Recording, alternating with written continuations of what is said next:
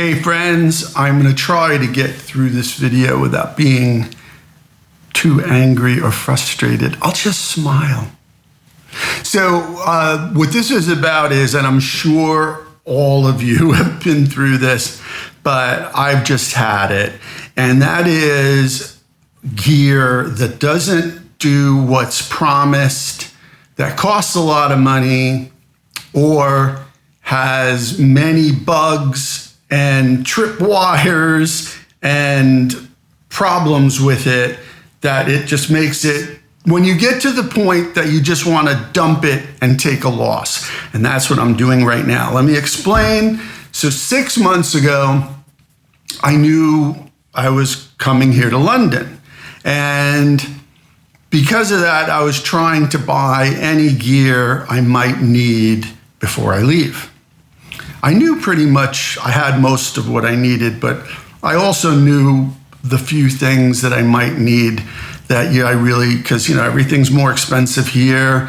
There's VAT included here that can be up to a 25%. Depends, but, it's something I wanted to avoid if I could. So I started ordering things, imagining how I was going to set up my studio. I wanted to make some improvements. One of them was this desk, the sit-stand desk that I featured before. That one is a double thumbs up because I got it on sale. And even though it wasn't the expensive one I had looked at before leaving, people had said, oh, it's flimsy. It's not flimsy. This thing is built like a tank, was half as much as the fancy one I looked at, and then went on sale. So huge double thumbs up on that. That was an exceptional decision that was made once I got here. So I did pay VAT on that, but who cares? It's wonderful. It's made my whole workflow better. But one of the other things I had done was I wanted a new keyboard. And I had been using Novation keyboards that were just, MIDI. They were USB, actually. They're MIDI, but they were USB MIDI, and they were USB powered. They didn't have any sounds in them. I was just using them to trigger my VSTs and, my virtual instruments and whatever. Right? It was just no sounds in there. All the sounds were in the computer, but they worked. They worked flawlessly. You plug the dang things into the computer and boom, you got an instrument track and everything's fine. But I was like, well, I've been doing some stuff. I started beat making. This is a funny story. I hung out with a lot of the original rap guys, like before it was even called rap, when I lived in New York.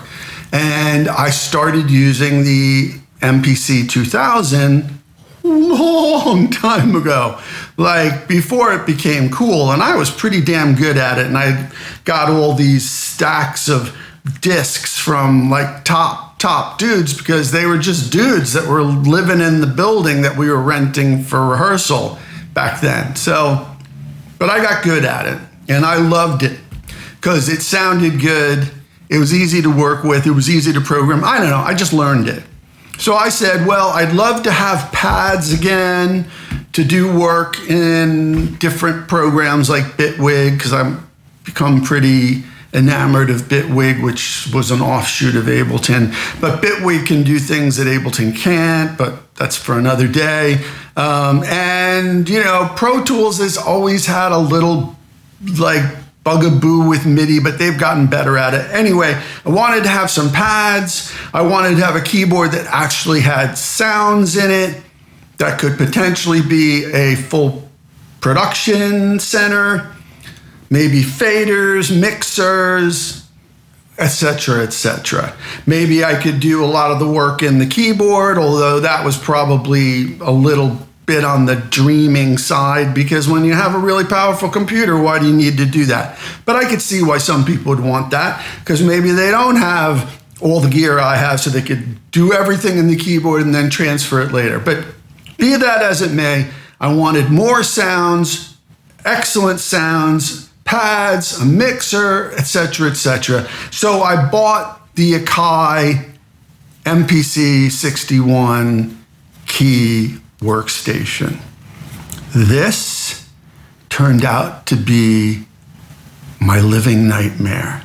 Okay, so I used it a little bit before I left, but then, as you all know, the process leading up to leaving was probably over 6 months. So I used it for a little while. I had some issues with it. I contacted Akai. I said, hey, it's not really syncing with Pro Tools. I'm not seeing it with my virtual instruments. I've tried everything. I've looked at the forums. I've read the manual. What's wrong? So Akai customer service sends me back these links and they say, it's all right here. Okay. So I go through there and I do everything they say. But if I do everything they say, then Pro Tools no longer works with my preferred interface, which is the RME Fireface 802 or the Babyface Pro, either one. I have both. But when I'm, in my studio, not traveling, it's the Fireface 802. It's got more inputs, Gazindas, Gazaudas, the whole bit. Great converters. I love it. No latency. But it wouldn't work. If I got the Akai working, that wouldn't work. So I contacted them and they're like, no, do this. Meanwhile, now I'm outside the return period for the keyboard. And I've got to pack it up. And I'm like, well, so many people love this thing. There must be a reason. I got to pack it up and get it ready to go. So I disconnected it from my studio thinking we were leaving sooner than we ended up leaving, right? You guys all know this. Packed it up, boxed it up, labeled it, boom, and put it aside. So long story short, I get here. I'm really excited, right? I got this sit-stand desk. My monitors are in a better position than ever. They sound awesome. Now I'm hearing all the detail. I got a new monitor, a curved monitor. I've got spots for all of my rack gear, for 4 pieces of rack gear. I've got my monitor switch, everything. Everything's at my fingertips. Let me get this Akai working. So stick with me. I know this is a long story, but it's very, very frustrating. So I pull out the Akai, I hook it up, I go into it. It's now worse than ever. Okay, I've got to update everything because my computer was locked up for a month somewhere. We don't know where our stuff went. It wasn't in transit, that's for sure. So I'm updating all my plugins and Pro Tools, and then Pro Tools had a new update like 2 days after I started updating it. Then the computer needed to be updated. Yeah. So I'm like, well, okay, so what's wrong here? I get everything else working, but the Akai still doesn't want to work. So I contact them, and they're like, no, just do this. And I'm like, no, that's not working. First of all, if I do everything you say to do, connect it to your software first or open up the software in Pro Tools, it says it won't work at 48K. It'll only work at 44.1. I never work at 44.1. Then all of a sudden, now I have to give this guy credit, Chris. Chris, I'm sorry. I know I've been giving you a hard time, but Chris is the tier 2 customer service. It's been kicked up to Chris, so I assume Chris knows more than whoever I was dealing with before, but I don't understand why didn't I get the guy that, well, what about the other guy? Why didn't I get the guy? Because it wasn't working. And Chris says, no, see, the stuff we sent you, yeah, that was wrong. That's from 2 years ago. That's from 2022. And Pro Tools has made upgrades since then, so it won't work with what we sent you before. What? You sent me, your team sent me stuff that was not going to work anyway? And that's why this wasn't working when I could have returned the damn thing in the first month I had it. Okay, mind blown. But what do we do now? And he's like, well, now you do, you know? Okay, but you know what? Since you guys lied to me in the first place, I don't have a lot of confidence in what you're telling me now. And furthermore, I have heard that there is an issue between 44.1 and 48 with this, that it works sometimes and doesn't work other times. So you tell me, gang, like, would you listen? I want to cut the guy some slack because I appreciate he's trying to help. Chris, I'm sorry. I know I've been hard on you, but why would I listen to anyone there when I bought it and still was within a return period when they sent me outdated information? And when I told them it worked, they were like, no, you're doing it wrong. So now I'm going to listen to you and I'm stuck with a $2,000 keyboard? Because believe me, if I try to sell it, which I started to try to do, the used market is half of what I spent on it at best. At best. So anyway, I've been a little hard on Chris and I'm a little more than frustrated right now. I'm pretty damn angry. Probably can't tell, but I'm pretty damn angry. I'm ready to spit, and I don't trust anybody anymore in the gear business. First of all, why is this thing so complicated? Why doesn't it just, you plug it in, you connect it via either a MIDI cable to something else or a USB cable to your computer, and boom, it comes up on your instrument track, you select it. If it doesn't come up there, you go into your preferences and you select it, and then boom, it's there like every other keyboard I've ever used in my life. Why is it so complicated? Why does it keep going back and forth between 44.1 and 48? Why do I have to select it as my recording device and not simply a USB MIDI device? All these, and there's a million other questions to this particular piece of gear. And why is it $2,000? So here's the frustrating part. So I was on Denmark Street the other day. If you follow me on Instagram, you probably saw this. And as I was walking down the street, I saw the Roland store, and I'm like, really? Roland has a store on Denmark Street? So I duck in there, and I mistakenly thought they owned a guy. Those guys at Roland are awesome, because I started ranting at them, and they're just looking at me, and I'm like, oh, wait, you don't own a Kai, do you? And they're like, no. And I'm like, okay, show me some keyboards. And they started laughing. Anyway, they showed me a keyboard that has better sounds than the Akai. This is the Phantom 06, the F06, whatever, the Roland F06, I think that's what it's called, the Phantom 06.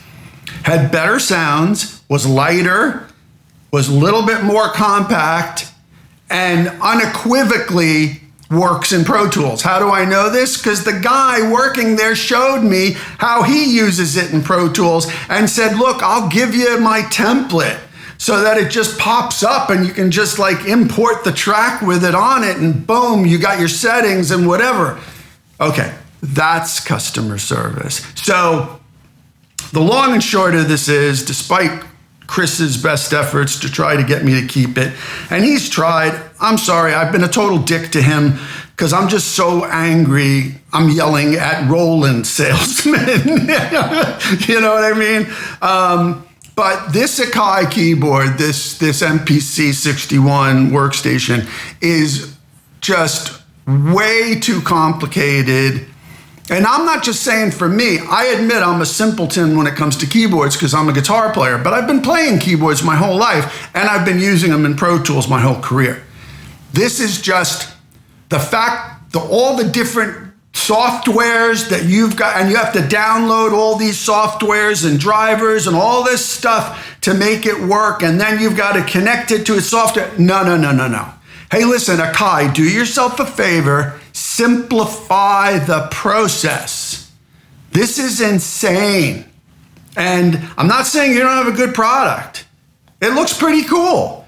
And from what I could find out about it before I bought it, it was supposed to be cool. But it's not viable, you know, especially in today's world. To spend $2,000 on a keyboard that's that complicated, guess how much the Roland Phantom 06 is? Half of what I paid for the Akai. So this one's on me. I'm a dummy. I had to apologize to my wife because I'm a dummy. I told her, I said, look, I know, I get it. I'm stupid. I don't normally make these kind of mistakes, but this one's on me. I did a boo-boo. My bad. And so the long and short of it is, there's a company here in the UK called Gear for Music. I like Anderton's a lot, but Gear for Music has, you know, keyboards and all that stuff. I'm sure Anderton's does too. But I've dealt with Gear for Music before. And they have a trade-in program. And you can click on it, put in what you've got, the condition it's in, and boom, you get an offer instantly. And guess what? They'll pick it up the next day. So they also, and this is the only part about all this that makes me feel bad a little, they have a used Roland F06 that I'm going to buy with my trade-in credit. I was planning on buying it at full price from the Roland guys, so I'm going to apologize to them later. But I think they'll understand, like, because I told them I got to sell the Akai before I could buy their keyboard anyway, right?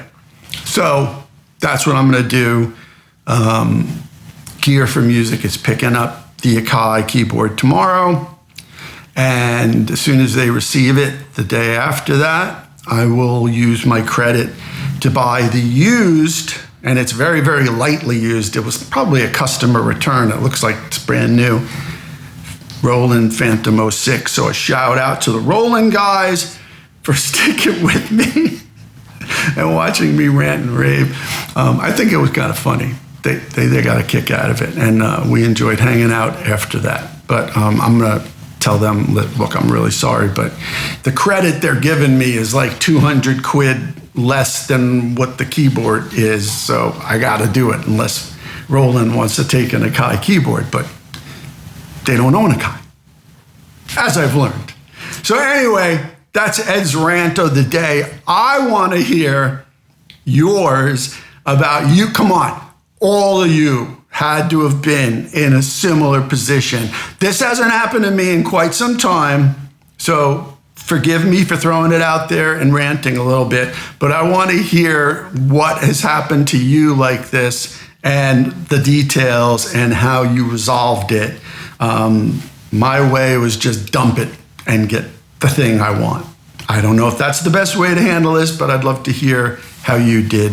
Maybe you're smarter than me. All right. All right. I'll catch you later.